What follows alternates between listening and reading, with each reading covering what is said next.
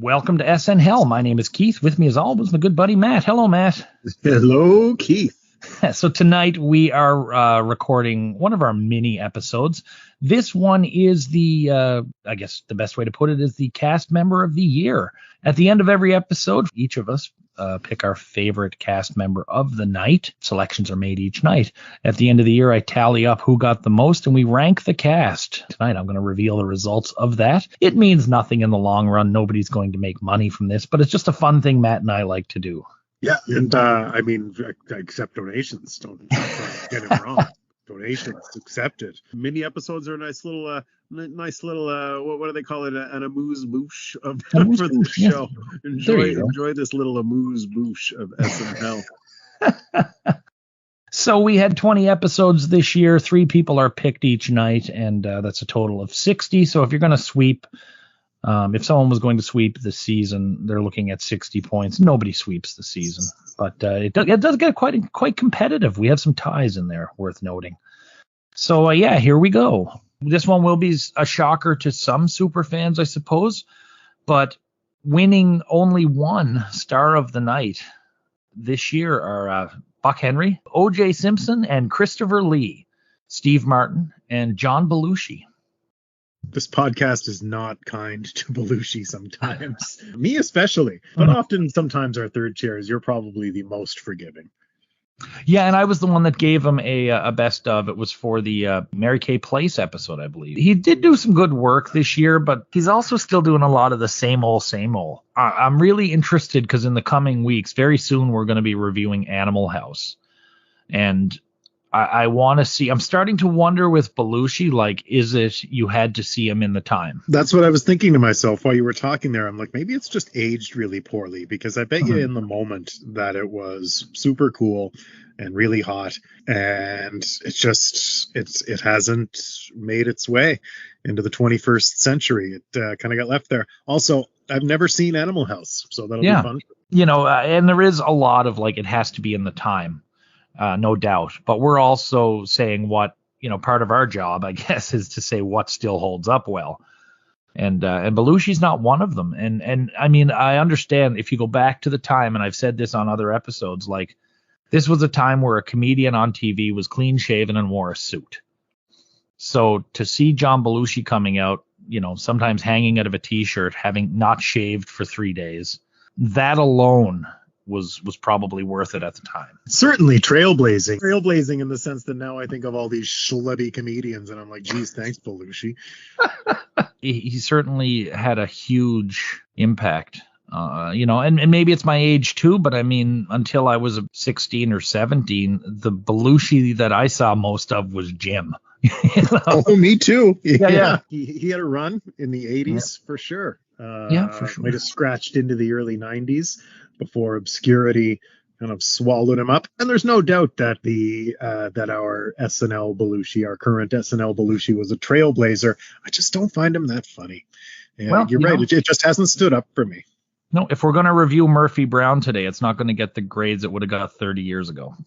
Also with 2 points, based on one sketch actually, is Al Franken. Is it the beauty pageant? It was the beauty pageant. It was. Yeah. You and I both, I think, picked him for that. We were both big fans of Al Franken that night. Also with 2 points this year, disgustingly underused Garrett Morris. Definitely underused because he doesn't, I know he's there, but unless it's really something far out, it does not register with me. He's such a background player. Yeah. You and I both gave Garrett his due. I gave it for the Ray Charles episode. You picked Garrett for the O.J. Simpson episode. Next up in, I guess it's 5th place, we have Bill Murray. Bill Murray getting over the new kid vibes, really integrated into the cast this year. There is some sort of stylistic repetition with what Bill Murray does, but a lot of his stuff is really, really strong. Yeah, he's really good at developing his characters lately, which I really think is going a long way. And maybe it's because of the nature of the show at this time, or just I should say the nature of television at this time, not just necessarily the show. But they're getting room to breathe and grow, and not just, oh, that didn't work, kill it. Yeah, because he did have a lot of that early on. Like, that didn't work, kill it, or kill him in some cases, you know? I did not like at all his Weekend Update character when he first did it, but it certainly grew on me. I Yeah. was by the time his most recent appearances of it were made, I was looking forward to it. You know, it's 40 some years later. It's Bill Murray, but I got to ask, do you still get New Kid vibes off him at all, or is he in like Flynn now? You know, I still think I do a little. I don't Yeah, know I why. don't. It's funny. I don't at all, not even in the slightest. Perhaps season 4 will erase that for me, but or I have no like tangible things to point to. Next up, fourth place. Again, I think maybe not underused, but definitely under remembered and underappreciated. It's our screen queen herself, Lorraine Newman. Yeah, I think I love Lorraine Newman. Yeah, same. No, me too. I just find her misused sometimes, or like I do think she should be in more shit. She's super. I think in this season we got to see like a lot of different sides of her. I'm still a little disappointed that they dropped that weird Weekend Update reporter she did, and she just started doing it as herself. Yeah. But she's certainly, you know, I can think of sketches when she gets a lot of these weird little characters. Side characters. I remember her with the mohawk and the Mohawk Master. Yeah. Her face with that hair. She's great. Very funny. Surprised that she's not a little higher, but shit, we're running out of cast members. Third place, the king has fallen. Dan Aykroyd with 11 picks. Lorraine had 9. Bill had 7. Yeah, Dan is 11. He has won the last 2 seasons by quite a margin. This year he's down. To me, I can only point it to one thing, and that's Weekend Update. Dan had so much time taken away from other things to do Update, which he obviously didn't like, and we didn't like it either. No, he hated it visibly. I also think there was some overexposure of him this season. You know, maybe he was less involved in the writing, but I found like when he would come out, it used to always be some sort of a standout, and now he's. You know, I don't want to say his characters have become lazy. That's not certainly what I mean. But when he comes out, it's just there's a fire that's missing. It's not as zany. Maybe it's just he's not having as good a time. But I mean, he's still in a lot of great shit. He's in the Conehead sketches, and of course he's the other fest drunk brother. And he has his moments. But I just remember him this season being in more drudgery than previous seasons. And it could just be my memory, but this year he seems to, well, certainly Update, but after that, he hasn't been as weird this season as like some of these weird things that would come from out of left field in seasons 1 and 2 don't seem to be there, or maybe we're just more used to it. But either way, it wasn't his year to win with us. Not that it was far apart or anything, but no, it was less weird. You're right, which is kind of what I kind of meant the same thing, I guess, when I described it as more drudgery than usual. And 1 and 2, it's a tie actually. We have both Jane and Gilda with 12 each. Kind of surprised me. I knew Gilda was going to be up there, but we'll start with Gilda here. Yeah, I knew she'd be up there, but I was surprised to see that she did as well as Jane did.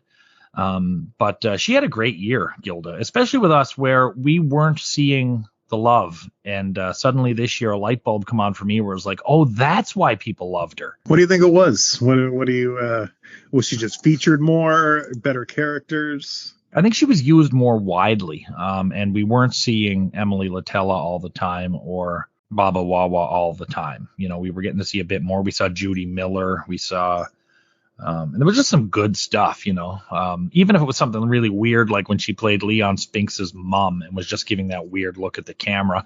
Just I think there was more for her to do this year. And one thing, I mean, you got to remember, if you're doing Emily Latella, that's 10 minutes you're not going to have to do something else. So I thought she just did really well. And maybe we saw more of what people remember, you know.